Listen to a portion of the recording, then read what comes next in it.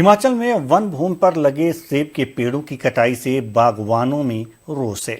शिक्षा मंत्री रोहित ठाकुर ने इसे मानवीय दृष्टि से गलत बताया है और मुख्यमंत्री से राहत की मांग की है। शिक्षा विभाग ने नदी नालों के किनारे नए स्कूल भवनों पर रोक लगाई। वहीं आपदा मदद में देरी को लेकर केंद्र सरकार की आलोचना की। अब ये होता है कि जो आपको फौरन मिले, अब 2023 की मदद अगर 25 के अंत में मिले और उसमें भी कई इफ्स एंड बट्स लगा लो तो कोई मदद नहीं होती है। लेकिन आप जानते हैं कि हमारी हिमाचल स्टेट की अपनी एक लिमिटेशन है, विशेषकर जहाँ आपकी फाइनेंस से संबंधित बात आती है। तो अभी 2000 करोड़ के आसपास की हमारे को जो ये PDNA मिला है और उसमें से भी लगभग कोई 25% के आसपास की कॉन्ट्रीब्यूशन योगदान आपको प्रदेश सरकार को करना पड़ेगा।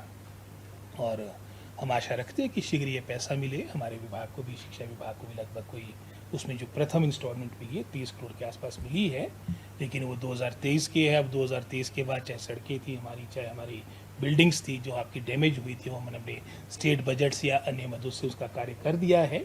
लेकिन जो कंडीशन रखी वो 2023 की रखी कि जो आपने उस वक्त रिपोर्ट किया होगा, अब 2 साल तक तो कोई काम आपका घर में रह नहीं सकता है। अगर आपकी स्कूल की बिल्डिंग जहाँ प्रभावित हमारे बच्चे हो रहे तो हमने बनाकर दे दी है। जैसे विशेषकर अगर प्राइमरी स्कूल की बात हो तो वर्तमान में एक तरह से मैं समझता हूँ अनटाइड फंड की आवश्यकता प्रदेश सरकार को है, जो वर्तमान में जैसे हमारे सराज विधानसभा क्षेत्र में या फिर नाचन विधानसभा क्षेत्र में या आपके करसोग विधानसभा क्षेत्र में इतना नुकसान हुआ ताकि हम वो पैसे का उपयोग वहाँ भी कर पाए।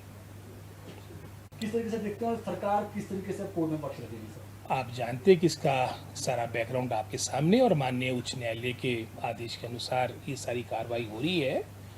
और अगर इसके बैकग्राउंड में भी जाएंगे, 2015-16 में भी जब प्रथम बार ये बातें उजागर हुई थी, उस वक्त सरकार ने, उस वक्त हमारी कांग्रेस की सरकार ही थी, उस वक्त एक सोच बनाई थी कि 5 बीघे से कम जो एक तरह से जो रास्ता भी कहा करते थे, जो नीड बेस्ड जहाँ कहीं इंक्रोचमेंट हुई है, विशेषकर कोई हमारे लैंडलेस लोग हैं, भूमिहीन लोग हैं, हमारा वंचित वर्ग है, हमारा मैं समझता हूँ जो वीकर सेक्शन है, उनके किस तरह से उनको राहत दी जाए। हमने एक नीति बनाने की प्रारंभ की थी, लेकिन 17 में सत्ता परिवर्तन हो गया था, उसमें आगे कार्य नहीं हो पाया।